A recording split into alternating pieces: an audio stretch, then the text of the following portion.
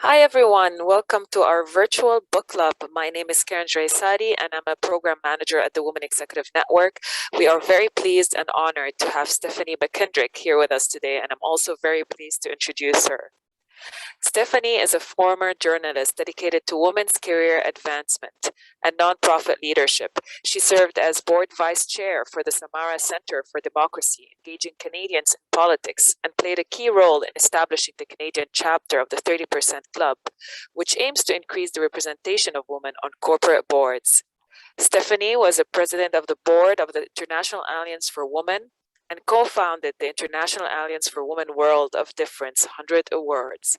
She has twice been recognized by the Women's Executive Network as one of Canada's most powerful women top 100, and in 2010, was admitted to the Freedom of the City of London in the UK.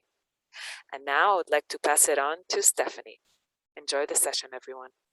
Thank you very much, Karen. It's really, truly a pleasure to be here. I wanted to give you a little bit of background as to how I came to be writing a book, In Good Hands, Remarkable Female Politicians from Around the World Who Showed Up, Spoke Out, and Made Change. It was a really wonderful experience to have the opportunity to delve into the stories of women who were in politics, how they got there, how they decided to become involved in politics, what their issues were, how they managed, and it was a fascinating journey. I wanted to just acknowledge Lisa Lyons, who's the publisher of and CEO at Kids Can, and the book is published under their Loft imprint for young adults. But Lisa is a tireless change agent and advocate for women's advancement. For me, strangely enough, it all started with hockey. When I was growing up in Don Mills, which is a suburb of Toronto in the 1960s, gender roles were very closely prescribed. Boys played hockey and baseball and football, and they wore corduroys or flannels to school, and girls took ballet lessons, took figure skating, maybe tap dancing, and they wore skirts and dresses to school, and there really weren't a lot of exceptions. My parents were a little unorthodox, and so I just got hand-me-downs from my older brother and started playing hockey, and then noticed that this was not something that was really readily acceptable. And in grade 6, when I was 11, the hockey season was very short. We had an outdoor rink that was, kept by volunteers. And so I decided that it was unfair that I had to wear skirts. You couldn't play hockey in skirts in the winter. It was too cold, you'd get frostbite. So I started wearing pants to school and caused a great ruckus. The principal talked to my mother, said you have to stop her. And my mother said, I think you better speak to Stephanie. And so the principal and my teacher spoke to me, and I said, look, for 2 weeks, there's good ice, I can play hockey.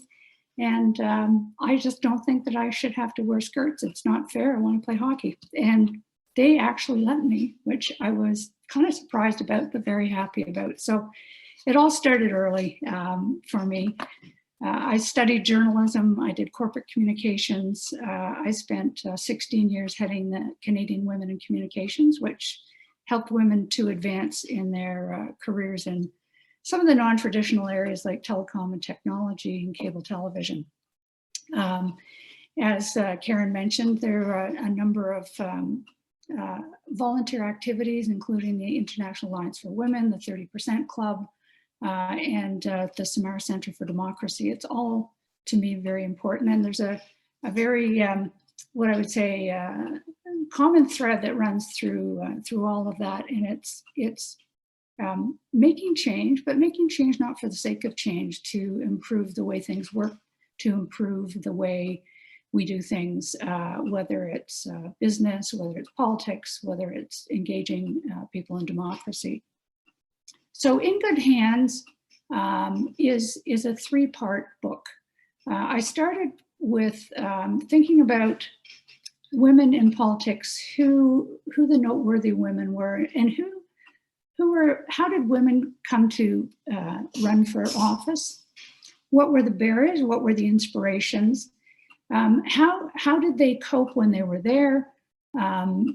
did they stay for a long time? Was it something that that only happened at a certain stage in life? And what I found was there's, talking to so many women who have become involved in politics, there's never a wrong time to become involved. I interviewed a young woman from Wisconsin who decided when she was in community college to run for the town council, and did the whole thing from Starbucks, or from the I shouldn't say Starbucks, the local coffee shop in the main street of her town, all the way to Jacinda Ardern, the Prime Minister of New Zealand, whose story is quite extraordinary, and I'll speak about that a little bit more.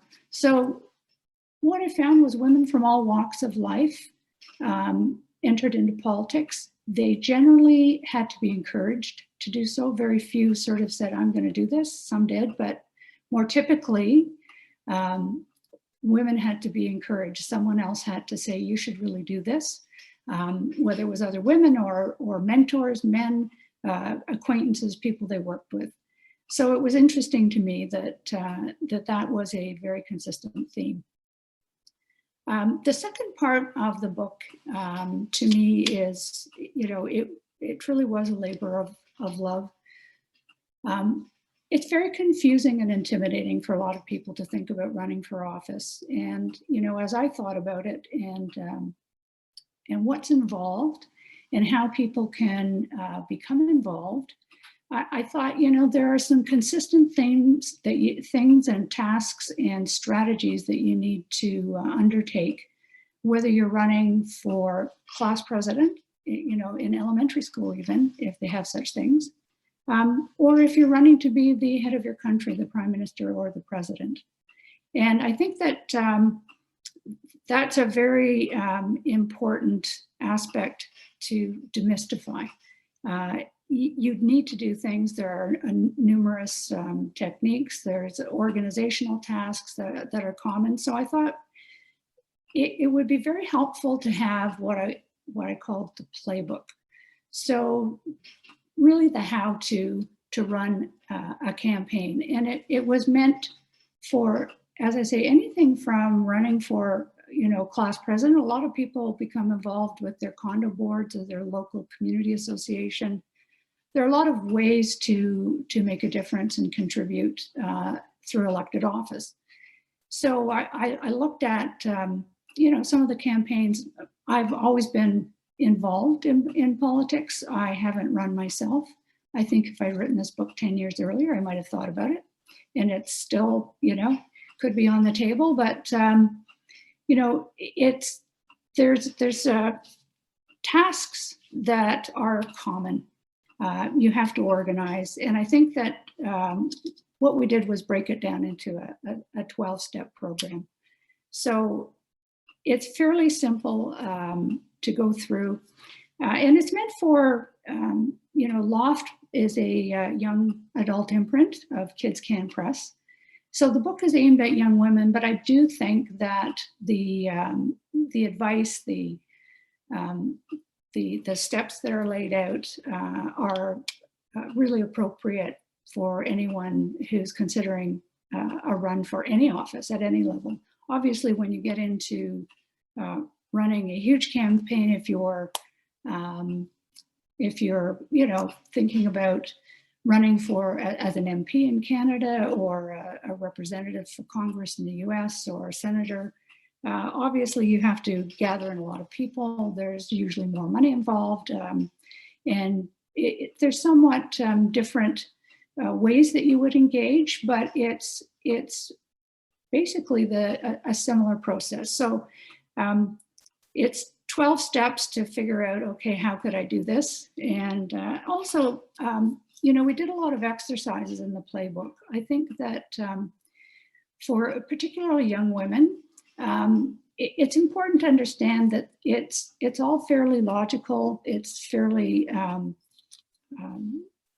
straight line thinking about how you run a campaign. The magic comes with, how you express yourself, the platform you have, the ideas you have. But there's quite a routine aspect to it. So we kind of looked at what the common elements were and laid it all out. And then the third part of the book is looking at resources, organizations that can be helpful, links that can be helpful, blogs. There are a lot of ways you can obtain support for running for office. There are a lot of programs that will train women in campaigning, help them get organized, help them with some of the administrative functions that really are part of it. And, you know, in Canada, we have an excellent organization, Equal Voice, that works with women and helps women to consider running for political office. And I think that making use of those resources can make all the difference, because they're out there. And some of the candidates or some of the women that I interviewed in the book had been part of some of the programs that were offered by not-for-profit organizations. So I think that there's a lot that can be gained by looking at what's out there and the supports that are there. We often think we're alone, that if you run for office, somehow you have to have some sort of golden background of being, you know, privileged. We think of politicians still, I believe, you know, as middle-aged white male, you know, strong, powerful voice, tall, commanding presence. And it was really interesting to see how different the styles and approaches were of the women that I interviewed, and how impressive they were. It was truly extraordinary. So there's a lot, I think there's a lot to gain by talking about stories. I think sharing stories is a really good way to learn about an area that you're interested in. And so I thought what I would do is share some of the stories that are in the book, and then I can take questions. So I thought what I would do is start with Michelle Wu. She's a counselor in the city of Boston right now, and her path to political office was completely unexpected. She started fairly young, and she had no notion whatsoever of being a politician as she went through her career planning and thinking and education. She's the daughter of parents who immigrated to the U.S. from Taiwan. So the expectations of being a first generation American were very stringent. She had, you know, she said she spent a lot of her time with her head down, working hard on academic achievement and really trying hard, you know, to make good on the risk that and the chance that her parents took to come to another country for another life. So I'm just going to read a little bit of the book. The context was that Michelle was, her parents wanted her to be a doctor, a lawyer, or take a business degree. And in the end, she ended up taking a law degree. And in the middle of all this, she had a very, very difficult personal situation. Her father was working overseas and had kind of disengaged from the family. Her mother and younger siblings were at home, and her mother had a very serious mental health crisis. While Michelle had been through her undergrad and was working at a consulting firm in Chicago. So Michelle found herself a young woman with real responsibilities. And I'll read a couple of excerpts from her story. There was no possibility of staying with her company and transferring to Chicago, where her family lived. So Michelle resigned from her job. She was only 22 years old, yet overnight she became a full-time caretaker of her mother and two younger sisters. This was a major test of character for Michelle. She immediately went to work fighting for support services her mother needed and ensuring her sisters could focus on school. Michelle persevered. even when the tasks were arduous. She also put another plan into place. Her mother had always dreamed of running a tea shop, and Michelle thought there was some promise in that idea. As she said, when I assessed this situation, I said to myself, I'm going to start this business. I thought as she gets better, my mother could take it over. It would be a lovely extension of her warm personality and an extension of her culture. Michelle found a location, applied for permits, untangled miles of red tape that went along with setting up shop. She chose a selection of loose leaf teas herself, naming each one after a literary character. She supported the family and took concrete steps toward fulfilling her mother's long-held dream. I'm not getting emotional. I just want to tell you I have a leaky right eye. So fast forward, the experience of trying to take care of her mother, settle her sisters, get them into the right school districts, get the permits for the business really was an eye-opener for Michelle. And in another excerpt, to get one permit, Michelle had to take a bus across town to pick up a paper copy of a form that was not available online. A simple task that should have taken minutes, but instead took several hours. This was an example of the challenges Michelle saw for hardworking, everyday people. At this point, Michelle decided to go back to school. Michelle chose law school to equip herself to fight for other families, with the goal of representing families and small businesses who didn't have the resources and skills she had to fight through all the red tape. As she said, I wanted to see how the laws were written, how I could help and implement change. I was thinking, I'll be in City Hall and work behind the counter. Though she wanted to be an advocate, politics was not on her mind. I had no thought of running for office when I was growing up, she said. I just didn't think about it. It wasn't even so much that I thought I couldn't do it. It was that I didn't even know it was something someone like me could aspire to. For one thing, Michelle was very shy growing up. As she said, every report card I got said I needed to speak up more. For another, her perceptions of what a politician did not in any way match Michelle's own qualities. She said, growing up, I always assumed that a leader, a politician, was someone who was tall, loud, able to command a crowd, she said. Someone who was often angry and would be shaking his fist at a room, things I was not and couldn't change. Politics also seemed a remote possibility because it was never part of her daily life. The immigrant ethos of working hard, she said, keeping your head down and not causing trouble so that you could one day be financially successful did not allow much room for politics. Growing up, it was not part of the dinner table conversation. She said her first political discussion was when she went to Harvard. So Michelle decided to run for Boston City Council. Ultimately, she worked in one of the departments. She envisioned herself as being behind the counter, as she said, but she did end up running for council, and she ran a really successful campaign, and she was elected. While she was a councillor, she also ran to be the president of the council and became president of the council. And the interesting thing now is that she has put her hat in the ring to become mayor of Chicago. And I just want to read a little bit from an article that was on NBC. With 2 weeks to go until the Boston mayoral election, Michelle Wu continues to hold a commanding lead over opponent Anissa Asabi-George, a new poll shows.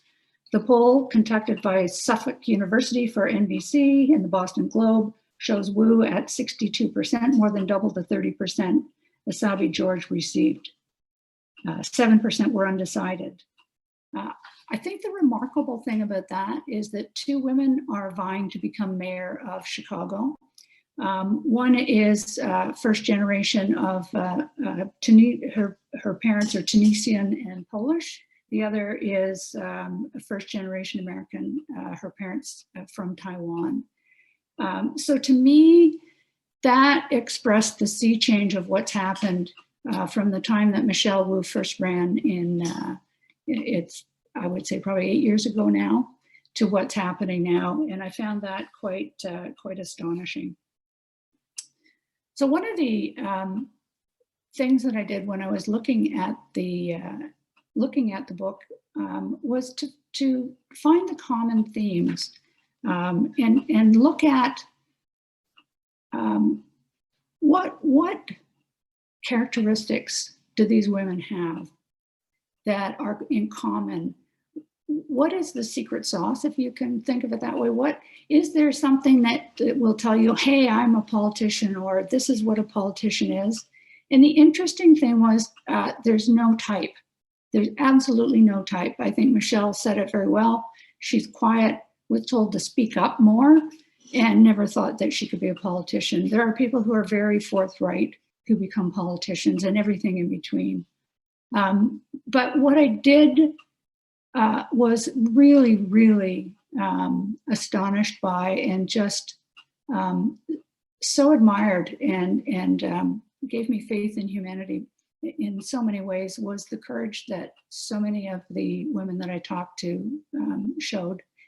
It was absolutely, whether it's something like Michelle Wu, who's just taken on her whole family's welfare, and gone back to school, run for office, and even though it's not her her default setting to stand up and speak out, became a politician, and did not let events that would have, I think, understandably, just crushed a person, and somehow found a way to prevail. I think the courage was that I found in the book was remarkable. One of the women I interviewed, who I'm trying to connect with, Shahrzad Akbar, she was a counselor to the president of Afghanistan. And she had started a not-for-profit to encourage people to become involved in government and civic activities. And the not-for-profit that she founded, her co-founder was assassinated. And she was asked to be part of the president's council. And she really, on one level, did not want to be involved. She just said, I don't want to be part of this. And then she thought about it, and as she explained to me, she said, if I don't become involved, how are we going to change this? And how are we going to move forward as women? So to me, that took an incredible amount of courage to take that on. I think we all know that Afghanistan is facing huge challenges. I mean, it's a very difficult situation, and especially for women. But what you find when you look deeper is, even though we may not see the media stories, it may not be as apparent when things get bad. Shahrzad was educated literally on the run. Her father was determined that the girls would be educated as well as her brothers. And they went from town to town, avoiding the Taliban, studying in secret. And it's remarkable to me that the courage to stand up and become involved under those circumstances, and also the courage of her father to take that stand. And there were more than a few situations where women had benefited from really strong champions, whether it was their parents, someone that they knew who really believed in them. I thought I would just read a little bit.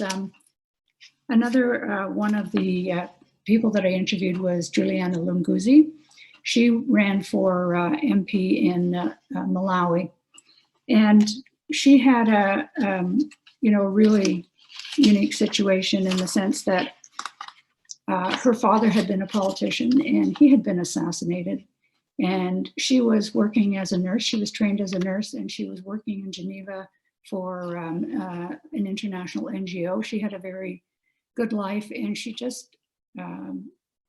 was just checking in with Malawi what was happening, and just could not stand by. She said, needed to go back and try and do something about what she saw was a wrong direction the country was taking. And she talked about courage and talked about what it took. And she said, politics in Africa is dangerous. My dad was killed. I'm a threat because I oppose the president and vice president and what they do. I take precautions. I'm cautious and sensible, but I don't want to stop believing in trying to make a difference through politics. I've had threats and blackmail. You can't even let that stop you. I say, okay, you threaten me and you can choose someone else, but that will not stop doing what I think is right. It is tough. Threats are always there, but I pray about it and then I just put it in the back of my mind. To me, to be able to do that is astonishing. And these are the women who truly are, I believe, making a difference. And not everyone's facing such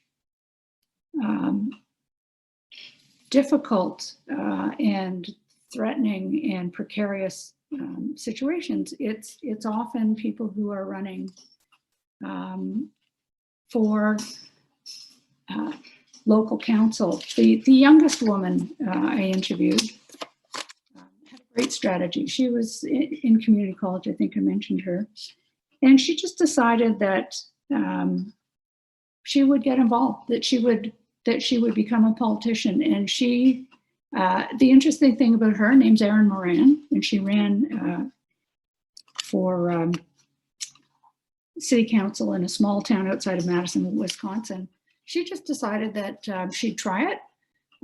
She had a shot, and she would use her own techniques. She decided that she would run it from the cafe in the main street, and she really just did what she knew, that she worked to her strengths. She didn't try to follow someone else's pattern. She said, I would schedule my post to run regularly and check messages every chance I got. I would tag local businesses that I was at and reach out to people to ask them to share what I'd posted. She also searched for relevant articles or blog posts that she could share on Facebook and Instagram. Erin took pride in her ability to have fun and be creative with her social media sites. I used fun short videos, a variety of posts like food at local restaurants, flowers from the Wanakee, that's the town, Wanakee Floral Market, and used unique features from the sites. She said one day on her walk to class, she went on Facebook Live and gave information about absentee voting. I knew that followers would potentially get a notification that I was live streaming, she explained, so the reach could be higher. She used her own personal pages to share the content she had created and encouraged others to do the same. And she was savvy about leveraging coverage on other media.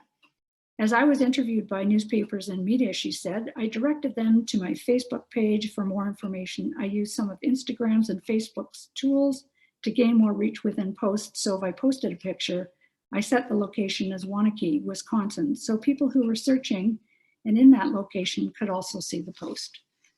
So less dramatic for sure, but you know, how resourceful and committed to making a positive difference at such a young age. I think that was quite remarkable. So I think the theme about courage in the case of Erin, it took courage to decide to do that, but it wasn't quite as I say, dramatic as some of the other situations. Another young woman I interviewed, Beth Fukumoto, she was unusual in that she was a Republican in Hawaii. They're few and far between and have been historically for a long time.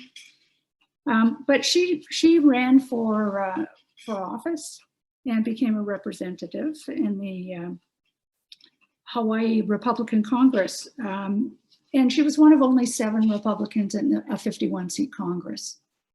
So she was already swimming against the tide. But it was interesting.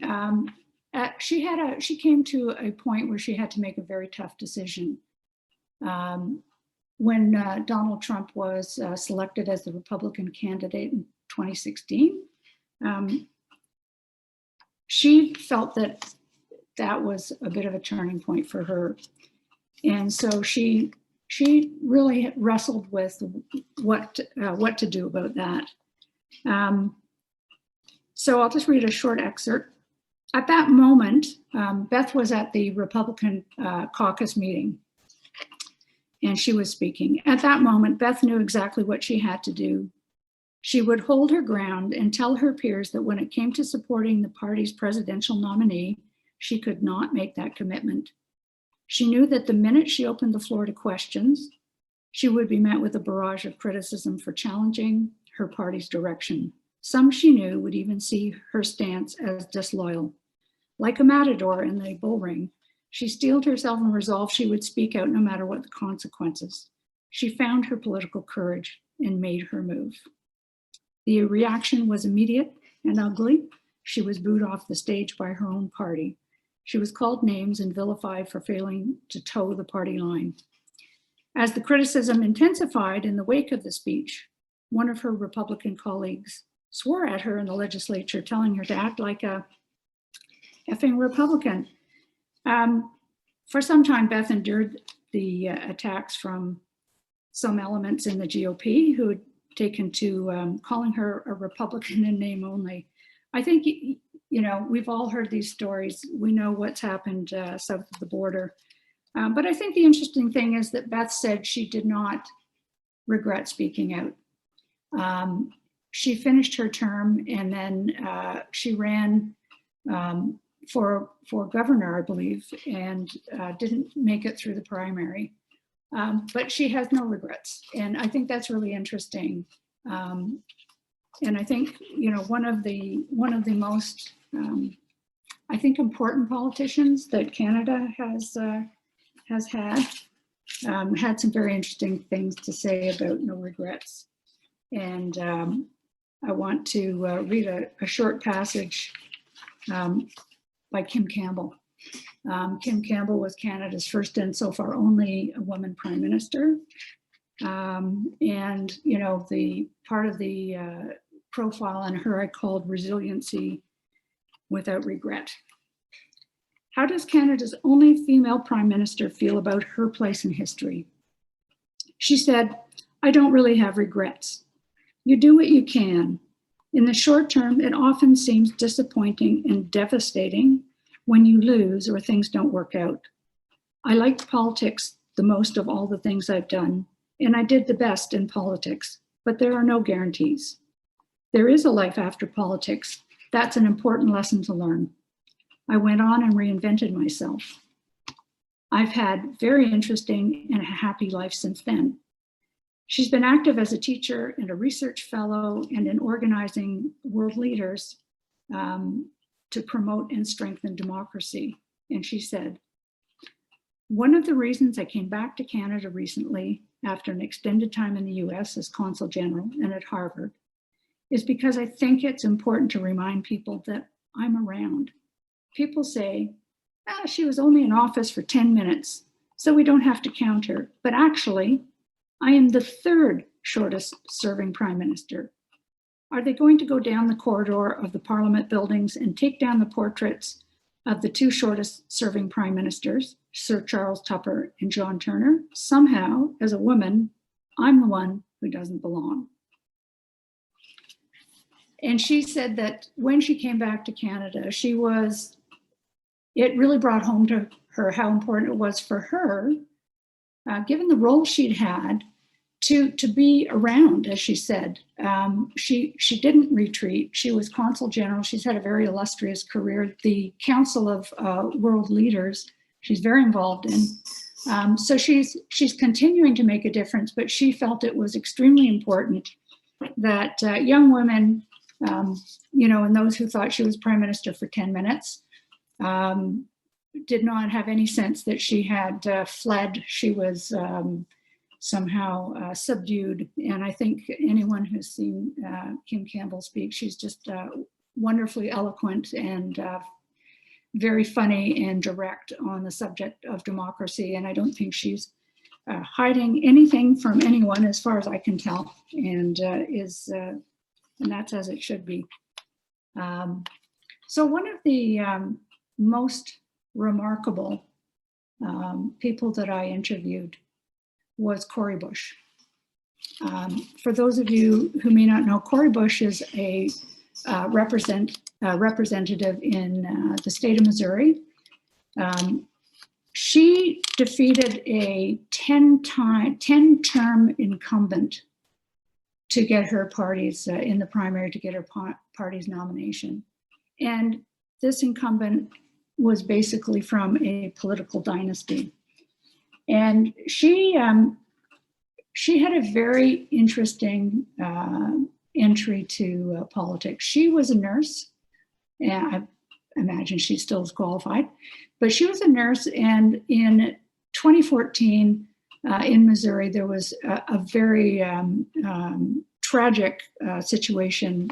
A young man, 18-year-old man named Michael Brown, had been walking down a road, and after some sort of confrontation with police, was shot and killed, and it caused months of rioting and unrest.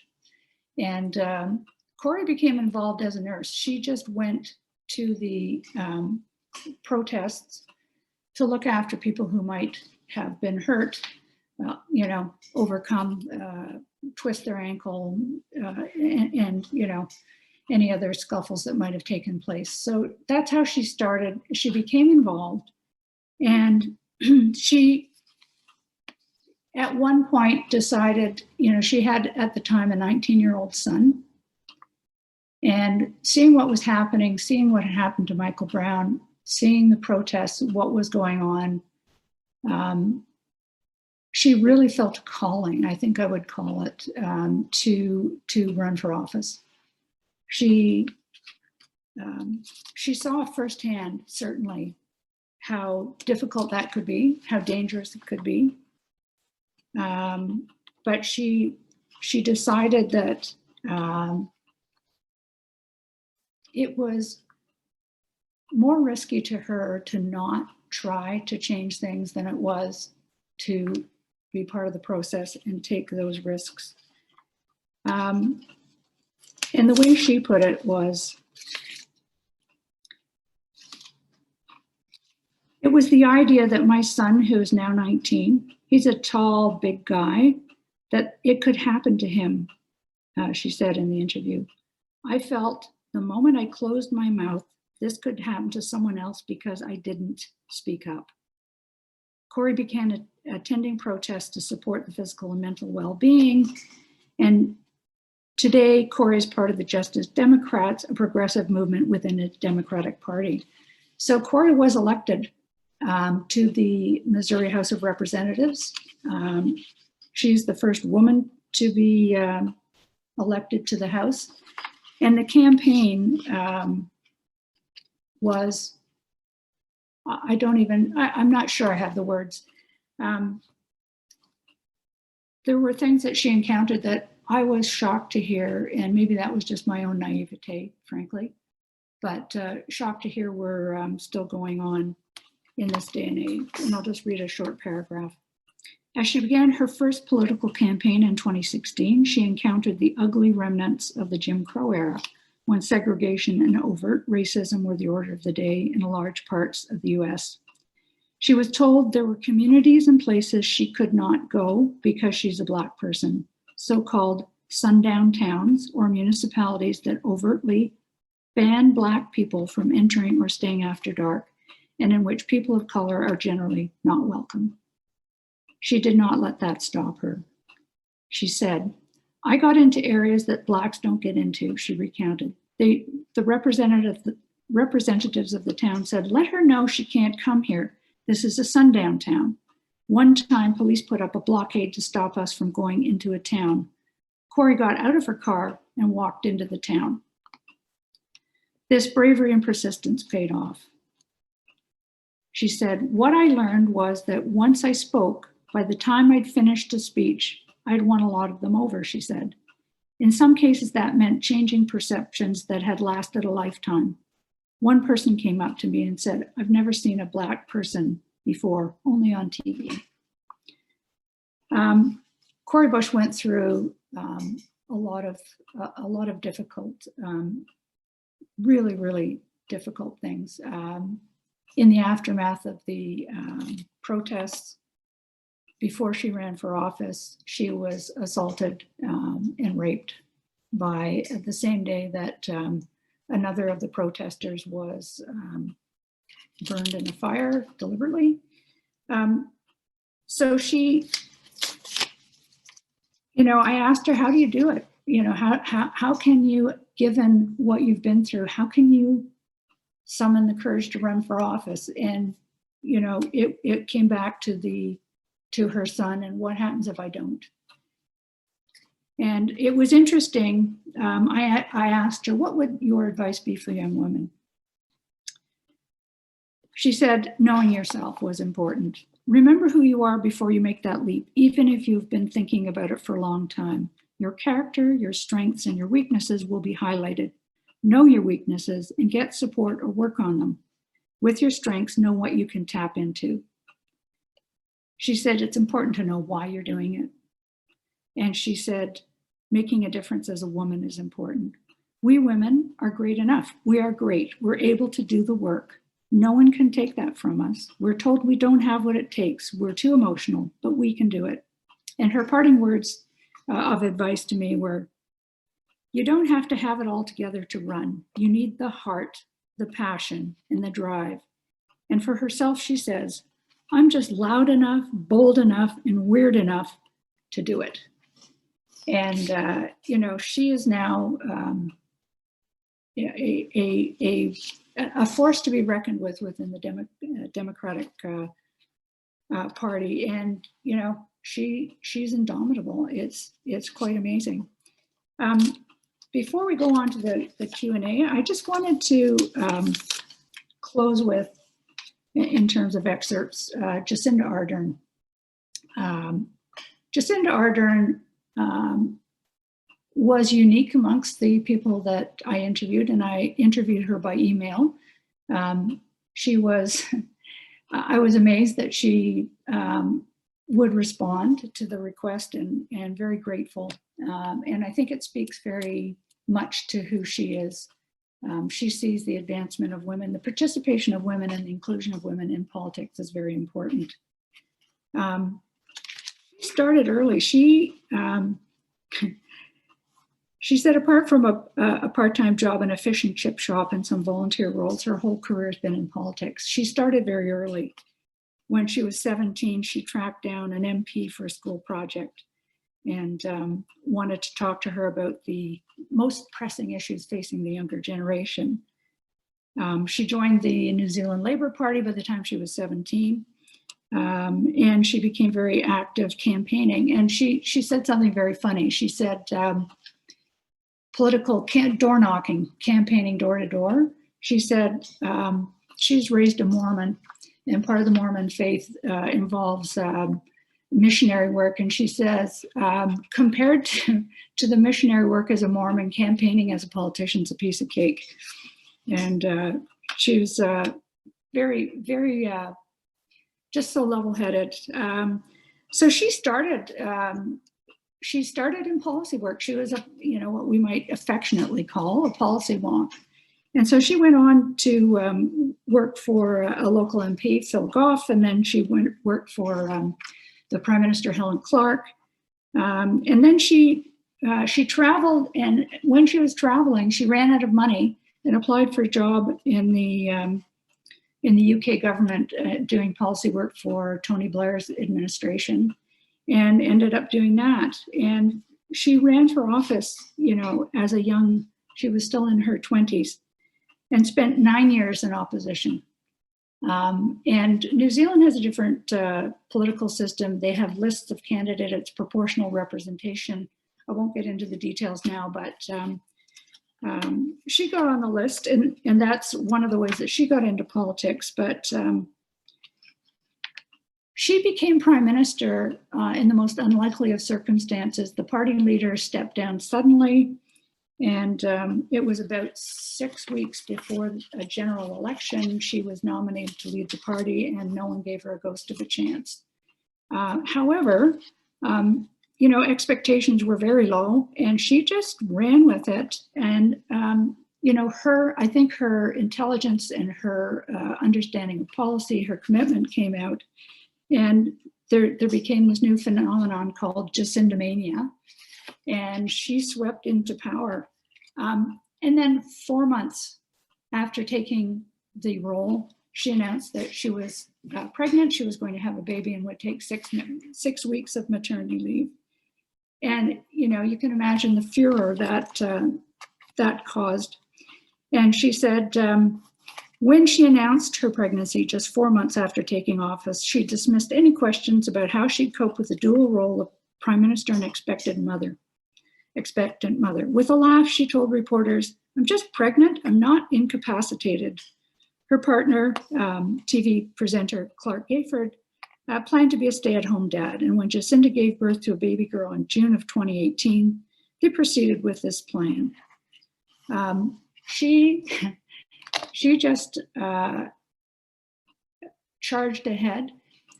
The interesting thing about her is she's resolute. She takes on challenges, but you know, you tend to think people like that, they're young, they're intelligent, that they must have some sort of just implacable confidence in themselves, that they go forward. And the opposite was actually true. And it was a very interesting thing to learn about her struggle with anxiety. And in the interview, I'll just read some of the excerpts. I asked her what politics has taught her about herself and about the world. And she said, it taught her that everything takes longer than you think, but it's worth the effort. And about myself, probably something that applies to everyone. We're all tougher than we think. I asked her what she'd wish she'd known then, you know, if she'd known then what she knows now. What advice would you give to your younger self? And she said, you don't have to have 100% confidence in your ability to take on something new before you start. Everyone has doubts. The trick is knowing how to feel the fear and do it anyway. I asked her about her struggle with anxiety, which she was very open about, and that it was something that I thought a lot of young women would relate to. And before she became party leader, she had said she did not want the top job because of the demands that she had seen working for Prime Minister Helen Clark. So I asked her, what have you learned about coping with anxiety that you'd like to share with young women? And she said, there's nothing wrong with self-preservation. If you're not feeling on top of your game, then turn off social media, cut yourself some slack, and always try to sleep. And I asked her, was it as difficult as you thought it was going to be? And she said, yes. But it's also just as rewarding as I thought it would be. And parting advice that she would give to young women considering running for an elected office, she said, do it. And when you do, be yourself.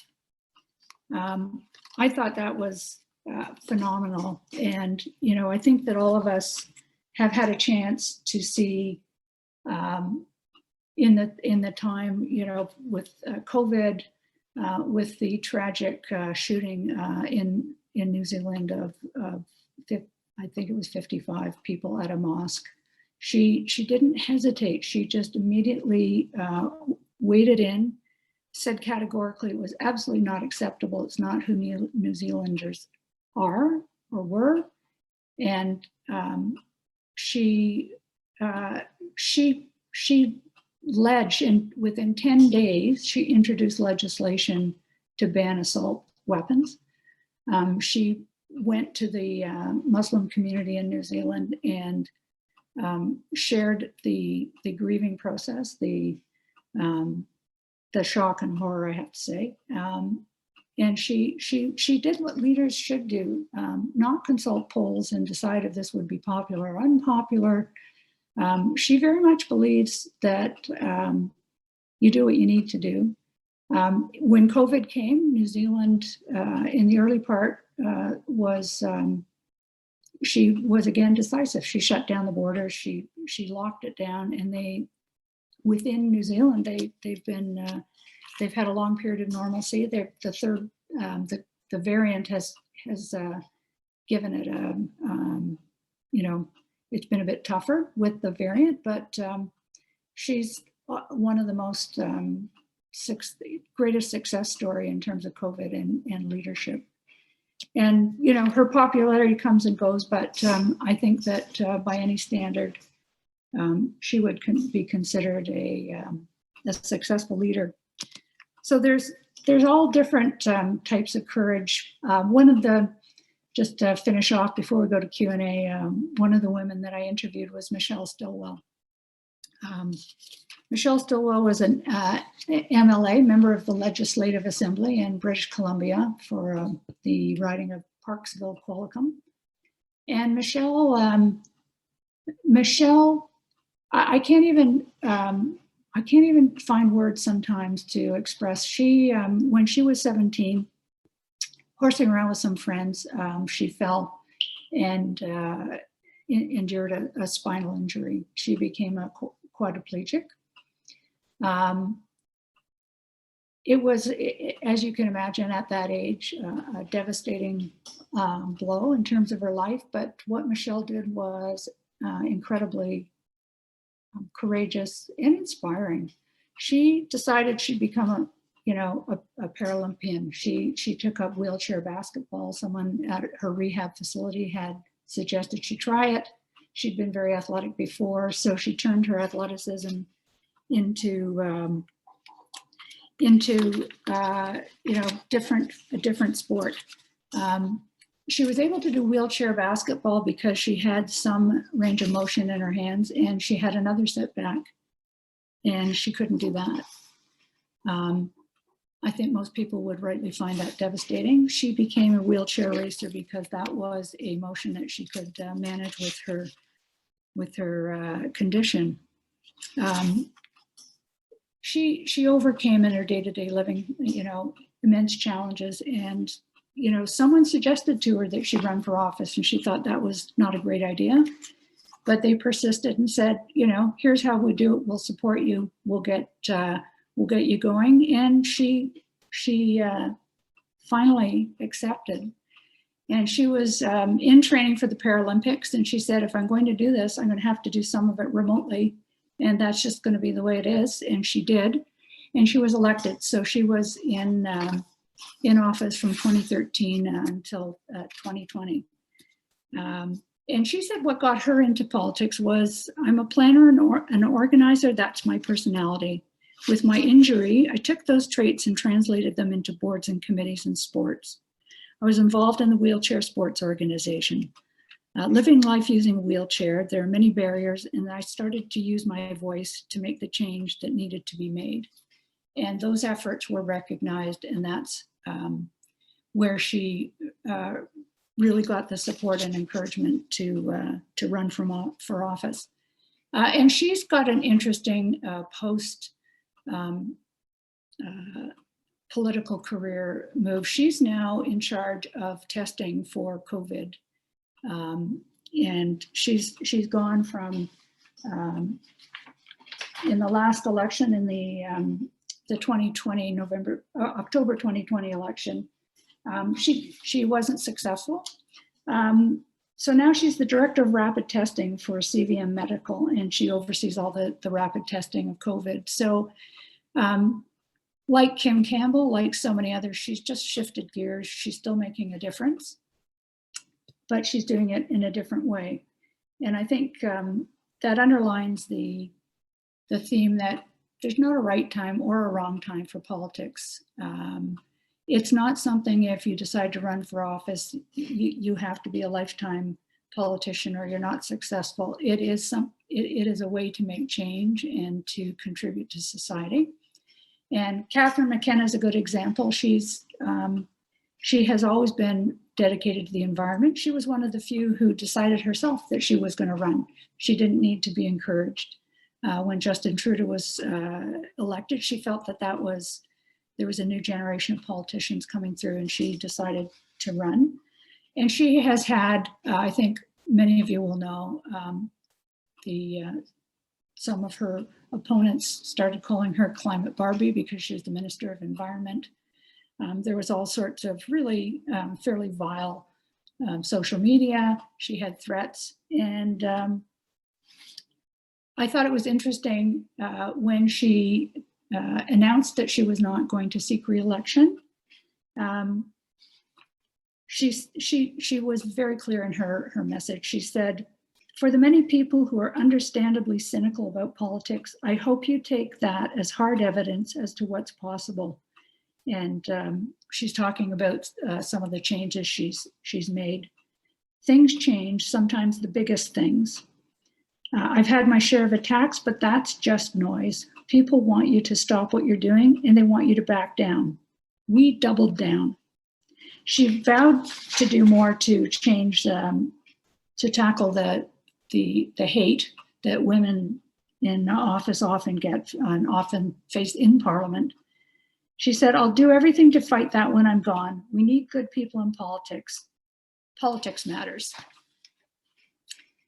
And so I think we're at the Q&A section. Hi, yeah. Thank you so much, Stephanie. I know that your book is based around politics, but just as you went through all these stories with us, I think it's, you know, it could be a book for anyone, whether they're looking to pursue politics or just learn about all of these amazing women and their stories. So I think it's really a great tribute to all of these women and the important things that they've done all over the world. I'm just going to go through some of the comments, and then I have some questions that came through online. And then as well, if anyone has any questions, feel free to drop them in the chat. I just wanted to be able to speak to you on some of the comments that came through. So Lisa did comment that she'd like to see you run at some point for office, and I agree. Never say never. Never say never.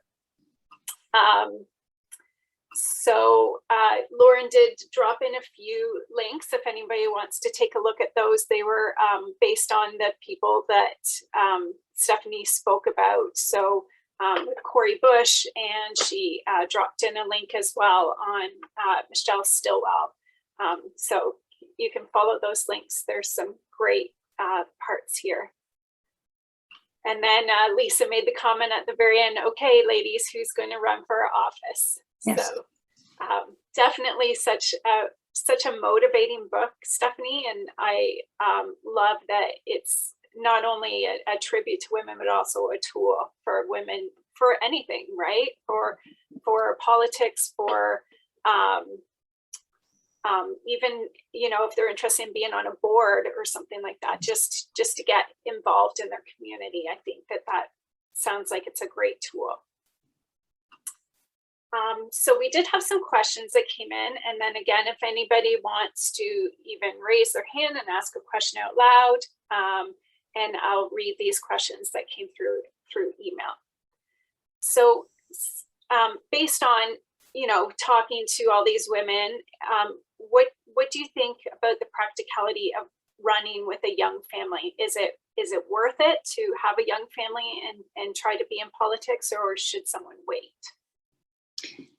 I think there's probably no right answer to that. I think it really speaks to the fact that there are different ways to approach it at different stages in your life. I think there are, you know, in the book of the women that I interviewed, Jacinda Ardern, you know, gave birth while she was prime minister. You know, Catherine McKenna had young children. And, you know, I think that speaks to, you know, it's your own personal situation, what your supports are like, and, you know, how people feel. Catherine said that her mother didn't want her to run. She said, "How are you going to be a good mom? And how are you going to manage all this stuff and taking kids to lessons in school?" And she said, "Mom, I'm going to do it. You know, I'm going to manage." And I think it goes back to what Jacinda Ardern said about, you can do it. You know, you can do more than you think you can. You're tougher than you think you are. And even Corey Bush, who said, you know, when she looked at it, she felt it was worse not to do anything. it was riskier in the broader sense to not do anything than it was to take those risks herself. So I think it's really important that each person evaluate. And if it doesn't feel right at a particular time, it doesn't mean it's not going to ever be right. And you don't have to be of a certain age. Like you don't have to wait. And by the same token, you don't have to feel that it's too late or not the right time. Yep. Hazel McCallion, she didn't run till she was, I think 62 was when she first ran for council, and she's now 100. Yeah, I was going to say Hazel's doing well. Yeah. Margaret commented Karina Gould was the first woman to have a baby in Canada while cabinet minister. Yes. Yes. And you know, again, it's not for everyone. It's not to say that, you know, if you don't think you can manage that or don't choose not to, that it's wrong or bad. It's, but it's possible. And yeah. I think knowing that people have managed and managed well and don't have regrets, I think that's important.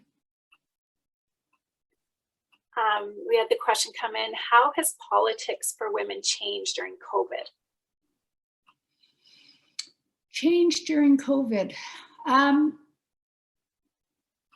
not sure what they would say. I think COVID we're all virtual. So there's less, you know, in-person interaction. I think that poses a risk in terms of, you know, social media and being too focused on it. A number of the women I spoke to said you have to, Ron Ambrose, for instance, said you get someone else to do your Facebook or Twitter. You know, there's stuff out there, and if you really let it, you know, some people can just let it, you know, roll off their back, but if not, just delegate it. So I think that might have created more of a balancing act of how to stay engaged virtually without subjecting yourself to, you know, the kind of polarized discussions that are happening these days. Yeah, I have also heard the talk of, because it's all virtual, there's less of that. This kind of came out of our discussion while we were researching ARC and the impact of COVID and stuff. And they talked about that there's less of the kind of old boys club because there's not that opportunity for, you know, I don't know, men to have that side conversation during a meeting because you're all on Zoom and you can't just speak to one individual who's sitting beside you, right? Everyone hears everything. So women are getting a more equal voice in some of these meetings and stuff, right? Yeah, and that's the good news. And I think it's a challenge as well, because I think one of the other things I found in the book was that women were, seem to be, and I don't have a statistical basis for this, but seem to value working across the aisle. And, you know, I think just as the interpersonal, you know, or in-person meetings help perpetuate the old boys club, which I do think is, you know, something that we'll see as a historical artifact.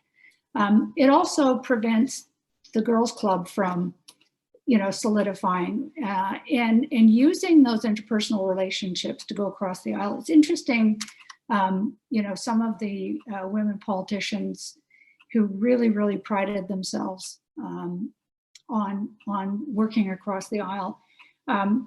Quick anecdote, Cori Bush recently testified in Congress in relation to the law that had just recently been introduced in Texas that drastically limited access to abortion. And there was testimony in Congress, and Cori, for the first time, talked about how she'd had an abortion when she was 17 and she'd been on a church outing and she had been sexually assaulted.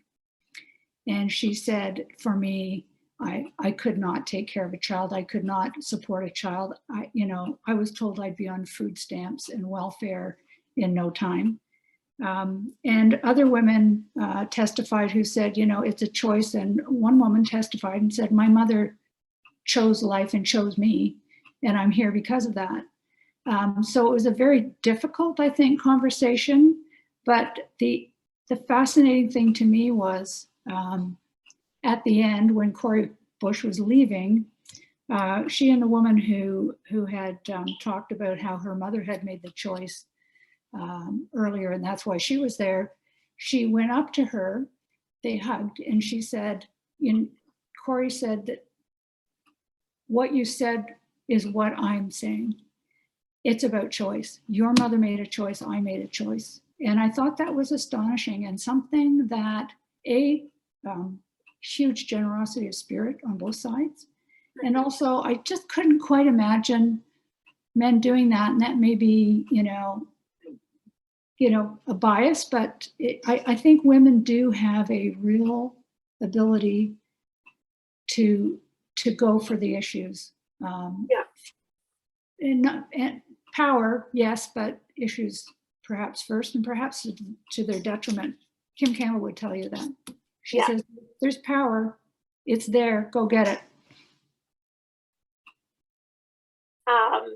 Another comment, so it says, issues of extended family private health problems such as mental health or addiction when entering into the spotlight. Did you have any women that spoke about that, about, whether they wanted to be part of politics, but they're holding back because of something in their family? Or I think Jacinda Ardern really did address that, because she talked openly about how she had suffered for a long time from anxiety, and that she had battled it for a long time, and that she had actually, had said she didn't want the top job because it was of the demands, and she was worried about her anxiety.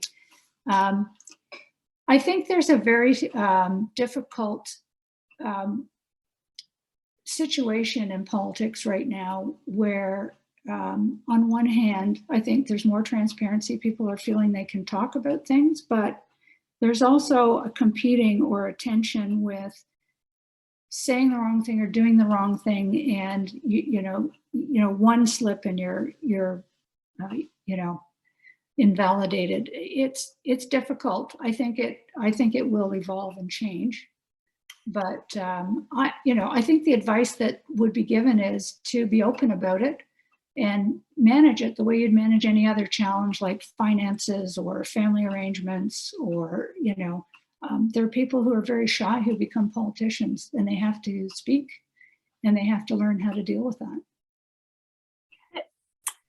I have the question that came in. Do you have an opinion on the Annamie Paul situation? Smart, articulate, but couldn't seem to overcome the male bastion. Yeah, I think that's a very complex situation. She wasn't given a chance, in my view. I mean, you can't, it was more than, I think, the male bastion. I think it was also polarized party politics. I think it was the party itself having a huge power struggle. And sometimes you feel like it's the glass cliff. Yeah, you get there, but there's a cliff that you fall off when you get to that point. And I think she suffered from the cracks that were already evident in the party. And it's a fairly young party, and it's just a really unfortunate situation. It's probably a case study on everything not to do as a party, and it's just a really difficult situation. Yeah. Lauren commented, it's always hard to step into the shoes of a long-serving leader. Yeah, it's very hard, and the long-serving leader was a woman, so I do think that door had been opened, but I think, it's hard from a start, and the conditions in which she came in, just the timing, election coming, it's just horrific. Mm-hmm. This came through in our email. So I recently ran in the election. I was asked daily if I was old enough to run. Ha. when I mentioned that to some of the women, they told me to dress older and stop wearing shorts to do canvassing. It was very hot. How can we minimize making judgments of women candidates' appearances? It's an issue, and it's a double standard, in my view, of how women are judged versus men. And it depends on how comfortable you are being traditional or not traditional. And you have to weigh up the odds. If I wear shorts, do I appear too casual? And will people not take me seriously, regardless of how old I am? I think anyone who says you're too young to run, just ignore them. And let your platform and your policies and what you believe in stand for themselves. There is no right age, but you're always fighting. Hillary Clinton talks. It was what's her hair? Pamela Wallen was referred to by some reporters as the former hairdresser because she was a partner in her sister's hairdressing salon. I mean, it's ridiculous. Mm-hmm. But it's still there to some extent, and it's one of those things you have to manage. Yeah. How does media coverage of women cause challenges and or opportunities for female politicians? I think the challenge is in assumptions when it's assumed that, or unconscious bias. Politicians, just what Michelle Wu did. I mean, she's a woman, but her idea of a politician was a big, tall, forthright, deep-voiced man who shook his fist at the crowd. That is kind of I think it's fading. I think that is becoming a less sharp image. It's getting fuzzy, blurred, and everything else, but it's still basically you're fighting against what the assumption is. You can tackle it two ways. You can fight it head on and talk about it, or you can ignore it and just carry on. I think the worst thing would be to let it stop you. Okay. Just a few more comments that came in. So it says, it seems that Ontario's provincial Liberals have many great female candidates who are distinguished in their own right, which is super. Hopefully they will win next year. And Ontario needs a party in charge that has a heart with empathy. So, go ahead. No, I was wondering what the question was. Oh, that wasn't a question. It's just a comment. Yeah. And then the question, we all had a front row seat to Jody Wilson-Raybould, Jane Philpott, and Selena Cesar Chavez. The allyship demonstrated, but was it effective? Was it effective? I would say, yeah, in some ways, yes, and in other ways, no. I think that I just found it really unfortunate that in all of this, Jane Philpott, who to me, and I've had some experience of her as a politician, was exactly the kind of person that you would like to have in Parliament. And so while there was, women allies, she paid a huge price, and I just felt it was really unfortunate. And I think that's always a calculation. It takes courage to do a lot of things because it can result in things that you don't want to have happen, and you do it anyway. And Jane, is extremely principled, and I think that if she'd had more political experience, she might have been able to navigate through it. It was a very difficult situation all the way around. Okay. Well, I think that's all the time that we have. First of all, I just really want to thank you for coming and joining us, joining our WXN community and telling us about your book, sharing about your book. To our audience, we will be sending out a recording of today's session, and we'll also include a link to purchase Stephanie's book. And then I will also be sharing a link to the tools that you and I spoke about on the Kids Can website. Yeah, I just really want to thank you. I honestly myself wasn't sure what to expect with your book, but like I said, I think it is something that is a wonderful tribute to so many women, and just the tools that it provides can not only be used for politics, but for anything, for boards, for committee organizations and stuff within your community. And I think it's just wonderfully written, and we're so thankful that you're able to join us today, Stephanie. Well, thank you very much. It was absolutely a pleasure. And, you know, my parting words would be, there's probably someone you know who you think might be good in an elected role or a leadership role, a civic leadership role. Tell them that you think they'd be good, and encourage them. And if there's something you've been thinking about, give it some really serious thought, and try on the possibilities, and see if it's something that in fact you might be able to do at some point, and figure out what that point is. Wonderful. Thank you so much. Thank you. We just have a few slides that we're going to go over with upcoming events for WXN. And again, Stephanie, thank you. Thank you.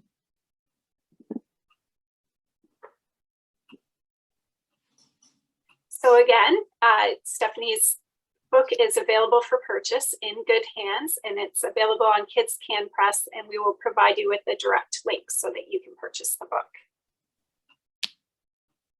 We have 2 upcoming virtual book club events that are already booked for January and February. The first being with Sarah Richardson, and she's going to go over her newest collection of books. So we're going to be going over her collected collection.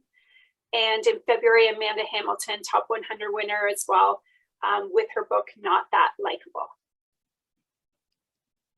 Thank you to our corporate partners for supporting us throughout our events in 2021 and beyond.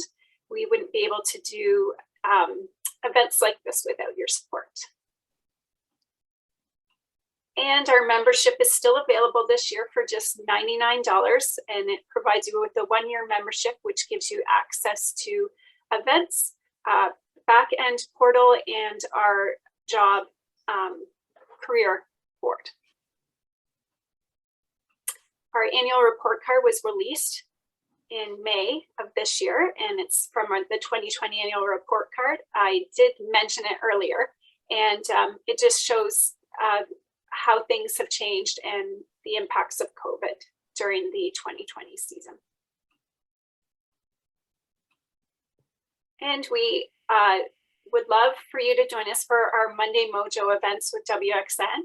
Our WXN ambassadors to join us each month. So in October, we have Ilreki and Vasi who are joining us, and November will be Elizabeth and Nazia. And we would love you to join us on one of those Mondays. Our last Stand in Raw Courage event is happening next week on October 28th. And please visit our website for more information, and we would love for you to join us. We introduced our Raw Courage coaching program. So this will be a replacement for our Wisdom program, and it begins in January. You'll be matched with a top 100 winner as a mentor, and then also go through a 6-month course with Tanya and Joanna of Courageous Living. And of course, our top 100, which happens every year. We're so happy to be able to support women across Canada, and this will be our 19th year that we will be celebrating our top 100 winners. It is virtual this year, and it will be on November 24th and 25th with a 2-day summit, and then followed by a gala. We would love to have you join us. Tickets are on sale now. There's different options for tickets. So there's summit only, gala only, and a summit gala combo. Thank you everyone so much for joining us and listening to Stephanie and everything that she had to offer with her book. And we hope that you immediately go out and purchase it. It's full of so many great stories of so many wonderful women, and a great tool for any woman in a career. Thank you, everyone.